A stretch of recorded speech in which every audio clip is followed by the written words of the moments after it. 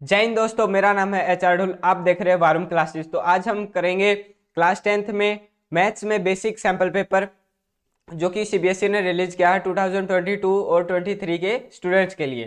तो आपको पेपर में टाइम मिलेगा 3 आवर्स का इसे सोल्व करने का। मैक्सिमम मार्क्स आपको 80 मिलेंगे, मिनिमम आप कितने भी ले सकते हैं। जनरल इंस्ट्रक्शंस ये है हमारे पास कि इसमें 5 सेक्शन होंगे, A B C D E. Section A में 20 क्वेश्चन होंगे, 1 mark for 1 question. Section B में 5 शॉर्ट आंसर टाइप क्वेश्चन होंगे, जिसमें 2 मार्क फॉर 1 क्वेश्चन।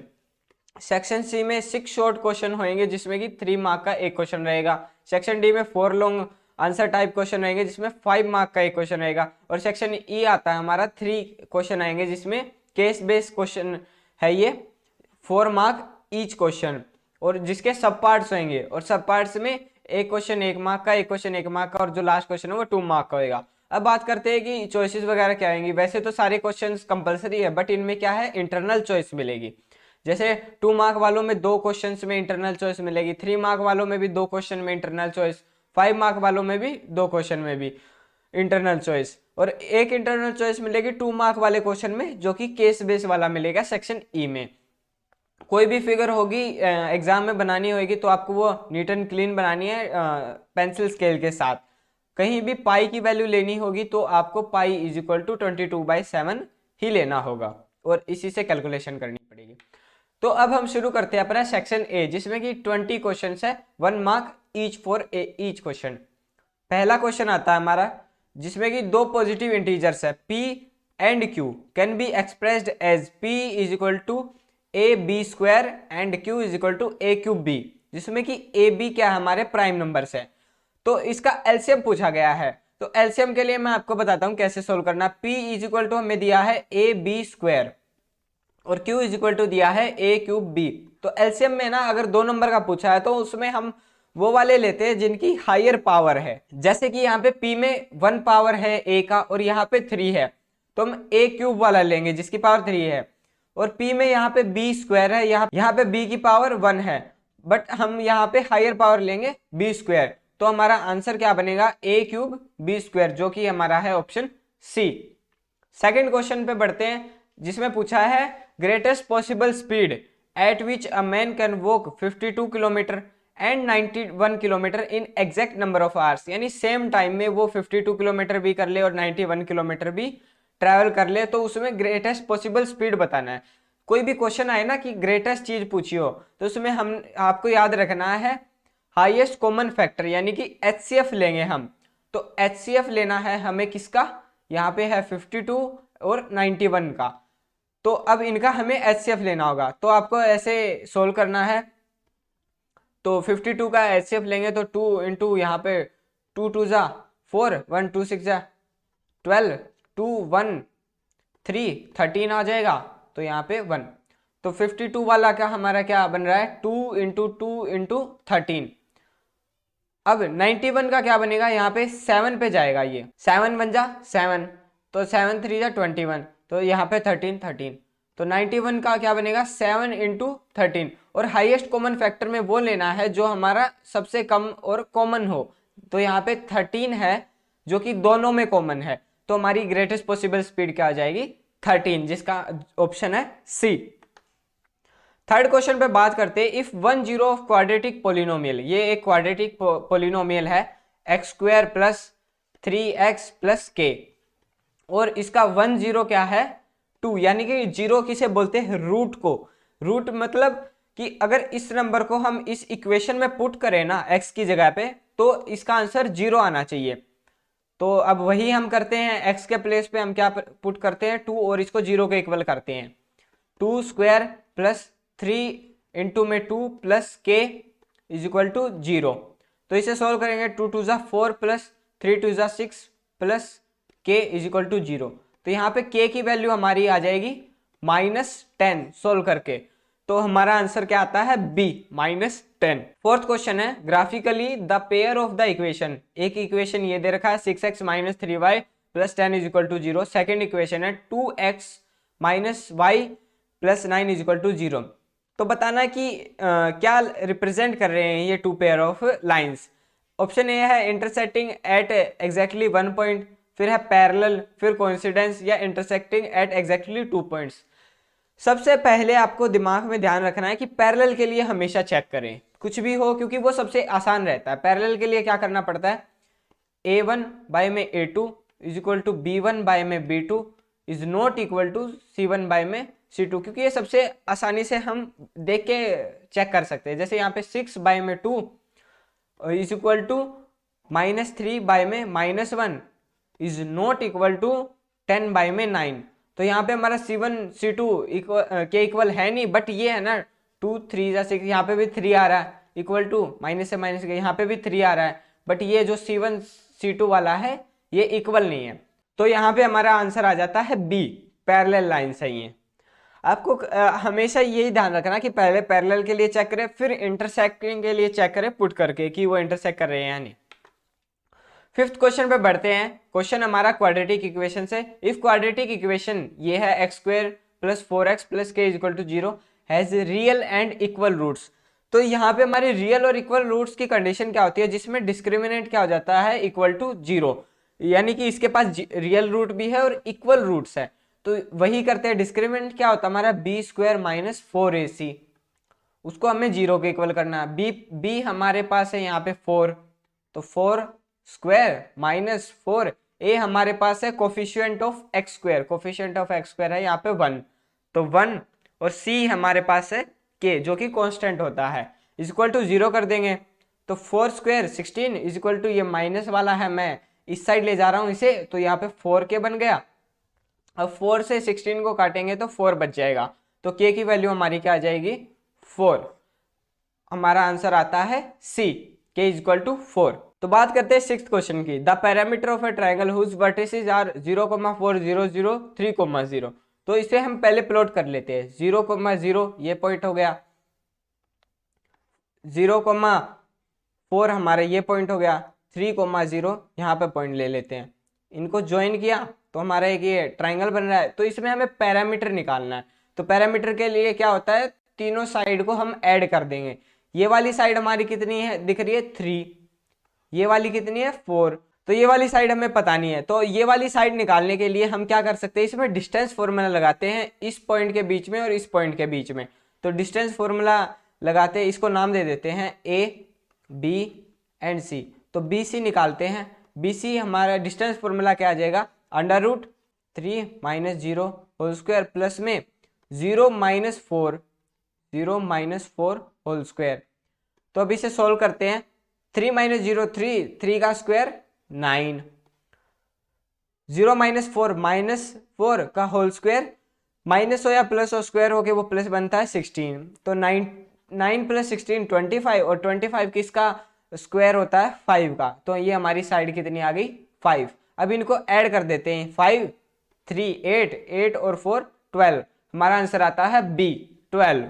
क्या आ गया इसका पैरामीटर। सिंपली हमने साइड को एनालाइज किया है और उनको ऐड कर दिया है। जो साइड नहीं पता थी उसमें डिस्टेंस फॉर्मूला लगा के हमने साइड निकाल ली ये वाली और ऐड कर दिया।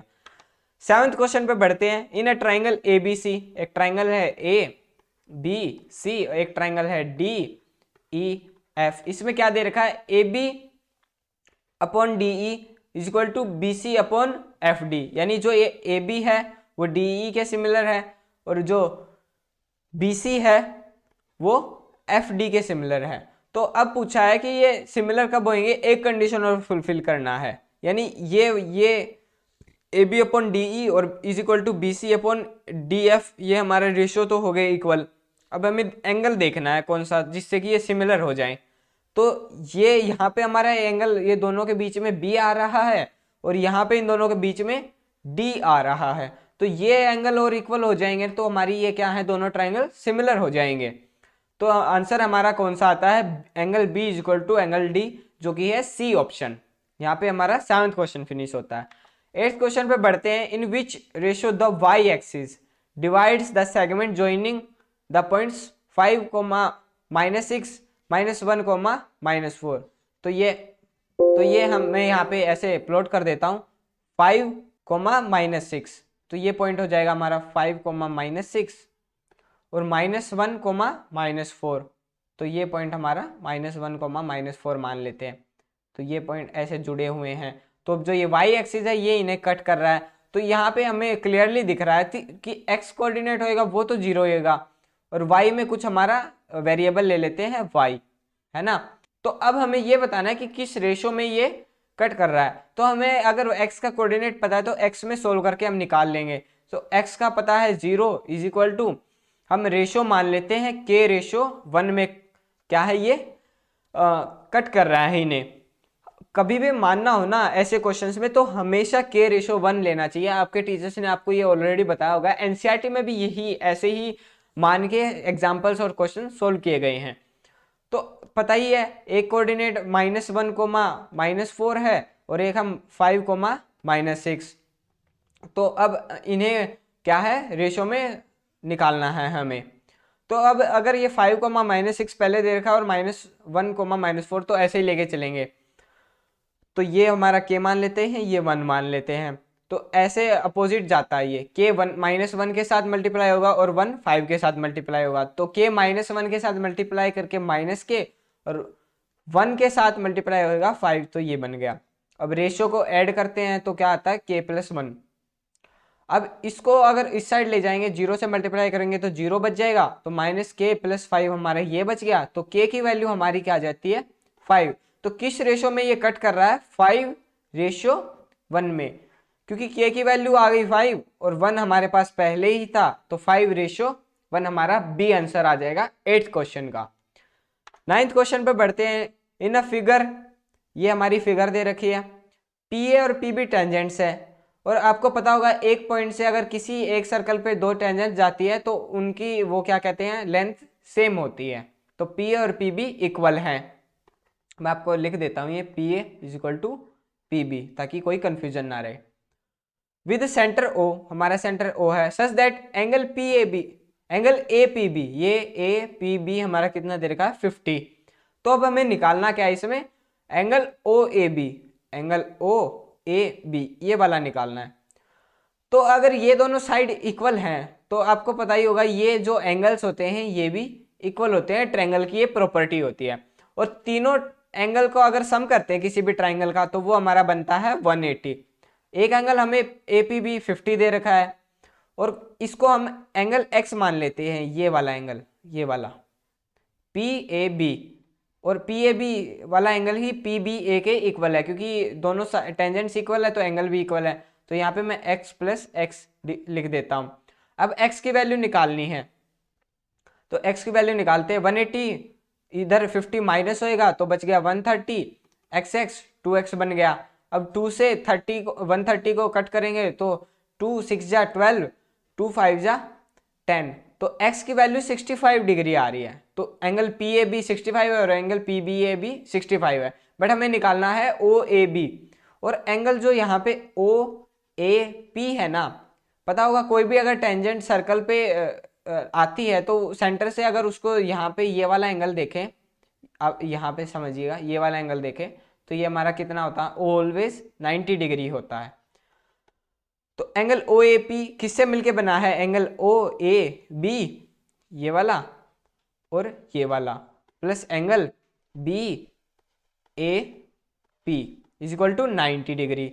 एंगल ओ ए बी ही हमें निकालना है और एंगल पी ए बी या एंगल बी ए पी कुछ बोल लो, वो हमारा कितना है 65 degree is equal to 90 degree के इक्वल ये दोनों का सम है।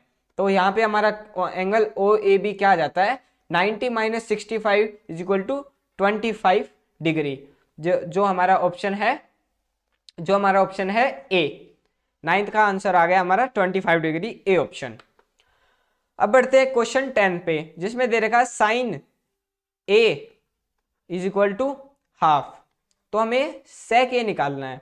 तो सेक किसका रेसिप्रोकल होता है ये ध्यान दीजिए, कोस का रेसिप्रोकल होता है हमारा सेक। तो अगर हम साइन से सेक निकाल सकते हैं, हाँ निकाल सकते हैं। कौन सी प्रॉपर्टी से, sine square A plus cos square A is equal to 1। तो यहाँ पे साइन स्क्वायर ए करना है यानी साइन ए का स्क्वायर करना है, तो 1/4 प्लस कोस स्क्वायर ए यहाँ पे है इज इक्वल टू 1। तो 1 में से 1/4 गया तो कोस स्क्वायर ए की वैल्यू आ गई हमारी 3/4। अब ये स्क्वायर को इधर जाके रूट बन जाएगा, तो कोस ए की वैल्यू क्या आ गई हमारी √3।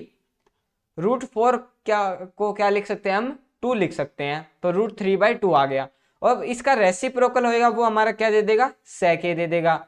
तो sec a हमारा यहाँ पे क्या निकल के आता है 2/√3।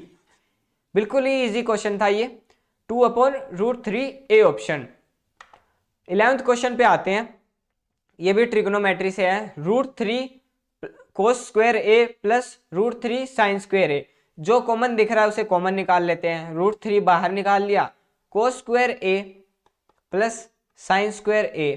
अभी मैंने इससे पहले 10th क्वेश्चन में बताया कि cos square a plus sin square a किसके इक्वल होता है 1 के इक्वल होता है। ये प्रॉपर्टी होती है, एनसीईआरटी में दे रखी है, आपको याद होनी चाहिए।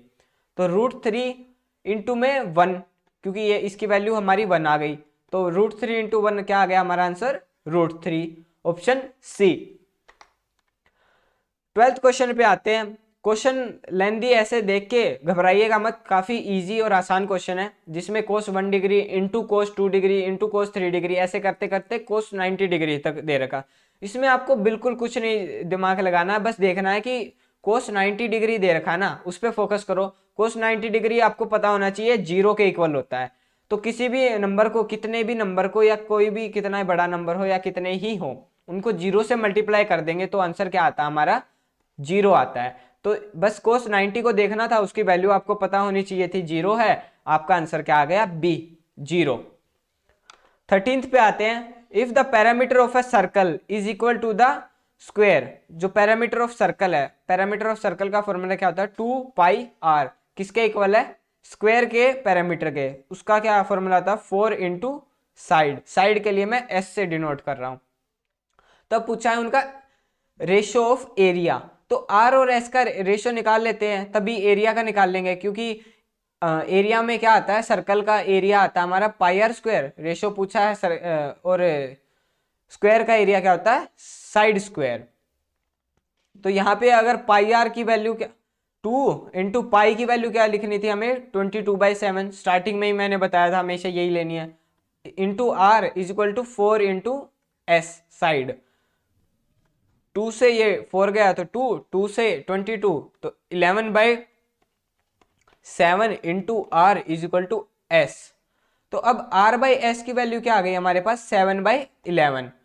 तो यही हमें अब यहाँ पे पुट करना है, और जो एरिया का रेशियो है निकाल लेना। पाई की वैल्यू क्या थी 22/7, आर स्क्वायर r/s का पूरे का स्क्वायर कर देंगे ना इसका, तो यानी 7/11 का स्क्वायर, और 7 का स्क्वायर 49, 11 का स्क्वायर ऐसे मैं लिख देता हूँ, वैसे 121 होता है। तो 11 से 22 को काटा तो बच गया 2, 7 से 49 को काटा बना 7, तो 2 7 जा 14, डिनोमिनेटर में 11 बच रखा है हमारा। आंसर क्या आता है हमारा 14:11। सिंपली आपको आर और एस का रेशियो निकालना है, उससे आपका आंसर आ जाएगा। 14th क्वेश्चन में आते हैं, ये भी कुछ सिमिलर टाइप का ही है। इसमें हमें पहले ही रेशियो दे रखा है। इफ रेडियाई ऑफ 2 सर्कल, एक सर्कल की रेडियाई r1 मान लेता हूँ, दूसरे की r2 मान लेता हूँ, उनका रेशियो दे रखा है 4/3। तो पूछा गया है एरिया का रेशियो क्या आएगा। सिंपल है, एरिया का फॉर्मूला आता है πr1² डिवाइडेड बाय πr2²। पाई से पाई आप काट दो, r1 r2 का स्क्वायर करके अब आपको आंसर लिखना है। तो r1 r2 की वैल्यू है 4/3, इसका स्क्वायर कर देना है। 4 का स्क्वायर 16, 3 का स्क्वायर 9, तो 16:9 सी। इसी रेजोल्यूशन में आप यूट्यूब वीडियो देख रहे हो। बात करते हैं 15th क्वेश्चन की। 15th क्वेश्चन में पूछा है the total surface area of a solid hemisphere. तो हमारा हेमिस्फेयर कुछ ऐसे होता है, पूरे स्फेयर का जो सरफेस एरिया होता है वो होता है 4πr²। तो यहाँ पे हेमिस्फेयर की बात कर रहे हैं, तो ये जो अपर होता है ना, इसका आता है हमारा 2πr²। बट इसमें सॉलिड है, तो ये नीचे वाला जो सर्कल है इसका भी एरिया लेना पड़ेगा, तो वो आता है हमारा πr²। ऐड करके बनता है 3πr²। ऑप्शंस को देखें तो यहाँ पे पाई की वैल्यू हमें पुट नहीं करनी है, तो डायरेक्ट r की वैल्यू पुट करते हैं। 3 इंटू r² क्या बनेगा 7 इंटू 7, क्योंकि रेडियस 7 है, इंटू में पाई। तो इसको सॉल्व करेंगे तो हमारा आंसर बनेगा 147 पाई सेंटीमीटर स्क्वायर, जो कि हमारा है ऑप्शन डी। आते हैं क्वेश्चन नंबर 16 पे। ये हमारा आता है स्टैटिस्टिक्स से, जिसमें कि क्लास और फ्रीक्वेंसी दे रखी है और क्वेश्चन में पूछा the upper limit of model class. Model class वो होती है जिसकी सबसे ज्यादा फ्रीक्वेंसी होती है, यानी हाईएस्ट फ्रीक्वेंसी वाले की अपर लिमिट लेनी है। तो यहाँ पे हाईएस्ट फ्रीक्वेंसी दिख रही है हमें 20 है और इसकी अपर लिमिट भी क्या है, ये 20 है। तो ऑप्शन क्या है, सी वाला हमारा आंसर है। आसान क्वेश्चन था, एक बस 10 सेकंड लगेंगे इस क्वेश्चन को सोल्व करने में और आगे बढ़ना आपको। 17th क्वेश्चन पे आते हैं। If mean of the following distribution, mean they रखा है हमें तो y की वैल्यू पूछा गया है। मीन का आपको फॉर्मूला याद होना चाहिए, नहीं भी याद तो यहाँ पे देखिए ये फॉर्मूला होता है sigma F I x I upon में सिग्मा एफ आई। सिग्मा मैं उसके लिए कर रहा हूँ कि ताकि ये सब जो भी वैल्यूज है मल्टीप्लाई कर करके ऐड हो रही हैं। जैसे कि अब मैं इसका मीन हमें क्या दे रखा है 2.6, तो एफ आई एक्स आई यानी इनको मल्टीप्लाई करके ऐड करना है, फिर इनको मल्टीप्लाई इनको। तो 4 1 जा 4, 5 2 जा 10, 3y बन जाएगा, 3 को y से करेंगे तो 4 1 जा 4, 5 2 जा 10। ये हमारा है sigma F I x I. Sigma इस प्लस के लिए ताकि सारे टर्म्स प्लस हो रहे हैं। अब सिग्मा एफ आई यानी फ्रीक्वेंसी को ऐड करना है। 4 और 5 9, 9 और 1 10, 10 2 12, 12 plus Y is equal to 2.6। तो अब इसे सोल्व करना है। 10 और 4 14, यहाँ पे भी 14 बनेगा, 14 14 28 plus 3y is equal to 26। By में 10 लिख देता हूं मैं 2.6 को, इंटू 12 प्लस वाई। अब 10 को यहाँ पे मल्टीप्लाई करेंगे तो हमारा बनेगा 280 plus 30y is equal to 26 को 12 से करेंगे तो 12 6 जा 72, 7 करिए 12 2 जा 24, 24 plus 7 31 plus 26 y।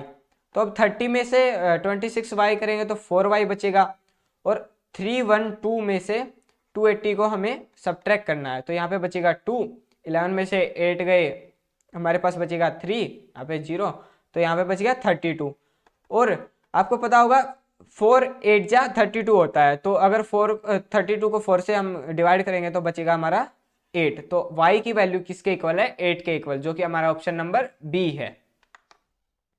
18th question आता है हमारा प्रोबेबिलिटी से। इसमें क्या बोल रखा है, एक कार्ड को हमने रेंडमली निकाला है 52 कार्ड से, जो कि पूरे डेक होता है 52 कार्ड्स का। तो उसमें प्रोबेबिलिटी निकालनी है कि रेड फेस कार्ड होना चाहिए। रेड कार्ड होते हैं हमारे 26 और उनमें भी फेस कार्ड होते हैं हमारे कितने, 6 होते हैं। टोटल फेस कार्ड होते हैं हमारे 12, जिसमें कि आधे ब्लैक होते हैं आधे रेड होते हैं। तो हमें रेड की बात करनी है। तो रेड फेस कार्ड कितने हैं, 6, और टोटल कार्ड कितने हैं 52। तो इसे हम सोल्व करेंगे तो हमारा बनेगा 3/26, और वो कौन सा ऑप्शन हमारा, ए ऑप्शन है। बस आपको ये देखना था number of red face card कितने हैं डिवाइड बाय टोटल कार्ड्स, और आपका आंसर आ गया। यहीं पे हमारा सेक्शन ए फिनिश होता है। नेक्स्ट वीडियो में मिलते हैं सेक्शन बी के साथ। Thank you.